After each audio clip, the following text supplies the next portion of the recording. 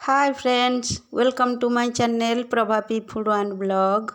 आमे आज कोयम्बटूर बुलिबाकू जाइथिलु। यह तमिलनाडु रे अवस्थित। यह कोयम्बटूर आमर नोयाल नदी निकट रे अवस्थित। कोयम्बटूर आमर होची हार्डवेयर कैपिटल मध्य को कह जाए। आउरी मध्य मैनचेस्टर ऑफ साउथ इंडियन मध्य कह जाए।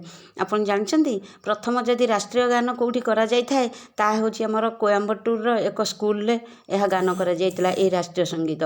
एठार आमे ईशा फाउंडेशन बुलवाई गलु। यार निर्माता आमर किए होचन जानचंती आपण माने जानिथिबे।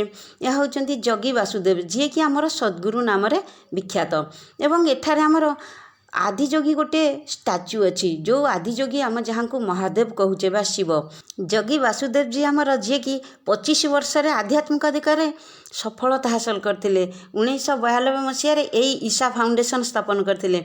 आपण मैंने जानतु तांकर उद्देश्य कौन थी मानवीय चेतनार उत्थान और विश्व में सद्भाव बढ़ाइबा। जहाँकि मुझे देखिली बहुत माने आसुचंदी आंग्लो इंडियन लोक जी कि सेठी आसी तपस्या करुचंदी। मु सिना आश्रम भीतर को गली किंतु मोबाइल अनुमति नथिला तेणु कौन करवा आश्रम भीतर जो सब छवि देखाइबा किंबा वीडियो देखाइबा मु सक्षम हो पारलिनी। आश्रम भीतर जो परिवेश बहुत रमणीय। आहुरी मध्य पक्षी मानकर रावरे आनंद मुखरित होउची। भगवानकर सत्ता अनुभव करिवे। ता सहित आउ कोन जानचंदी एई भितरे दुईटी कुंड अछि। गोटे अछि सूर्य कुंड एवं आउ गोटे अछि चंद्र कुंड। सूर्य कुंड रे हमर पुरुष माने गाधांती, चंद्र कुंड रे हमर स्त्री लोक गाधांती। किंतु एई कुंड रे गाधोई सारी कोन करिवे ना आपण ध्यान कुंड को जिवे। अर्थात ध्यान कुंड रे जाई मेडिटेशन करिवे एवं भगवानकर सत्ता अनुभव करिवे।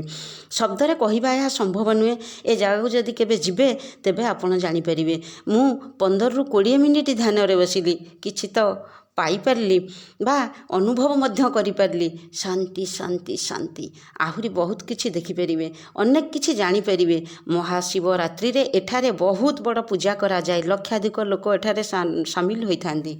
एठारे बलद गाड़ी चलुची। आपण जदि चाहिबे सेठारे जाइकिर बलद गाड़ी रे मध्य बसी बुली परिबे। खाइबा रहिबा सब सुविधा सेठारे अछि एवं आश्रमर कटेज मध्य अछि। आपण बहुत खुशी रे सेठी रही परिबे एवं बड़ बड़ होटल मध्य अछि। होटल रे मध्य आपण चाहिए रही परिबे किंतु आश्रमर कटेज रे रहिले बहुत आनंद मिले। आश्रम भितर मध्य लिंग भैरवी पूजा पाउचंती जे कि माँकर अवतार एवं सेठारे माँ को दर्शन कले आपण माने अनुभव करिवे जे प्रत्यक्ष माँ एठारे आविर्भाव होइचंदी। मते देखि बहुत खुशी लागिला। एठारे आश्रम भितर मागणा रुद्राक्ष मध्य मिलुची। यह होची ओरिजिनल रुद्राक्ष।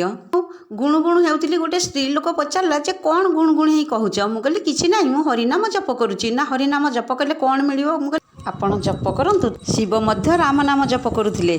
आपण माने जदि मो चैनल रे नुआ अछंती सब्सक्राइब करंतु, लाइक करंतु, शेयर करंतु। नमस्कार।